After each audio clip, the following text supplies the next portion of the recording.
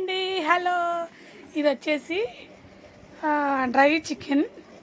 నేను ఎలా చేశాను అనేది వేరే వీడియోలో చూపిస్తా. అదిగోండి, అది వచ్చేసి ఎండుమిర్చిను, ఎల్లుల్లిపాయలు, కారం, అది పచ్చిమిర్చి బాగా వేపుకున్నా. ఇవన్నీ కలిపితే మిక్స్ చేస్తే డ్రై చికెన్ రెడీ అవుతుంది. చాలా అంటే చాలా స్పైసీగా ఉందండి. అసలు కళ్ళం నీళ్ళు వచ్చేసి తినేసరికి.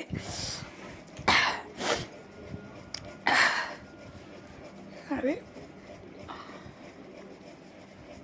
నేను ఫస్ట్ టైం ట్రై చేశాను ఇది, కానీ బాగా వచ్చింది. మీరు కూడా ట్రై చేయండి, ఓకేనా. అమ్మ, కారం అయితే ఫుల్ ఉందండి బాబోయ్.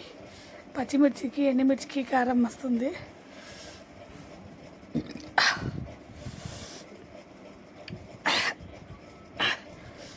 ఓకే, ఈ వీడియో నచ్చితే లైక్ చేయండి, షేర్ చేయండి. Thank you, bye.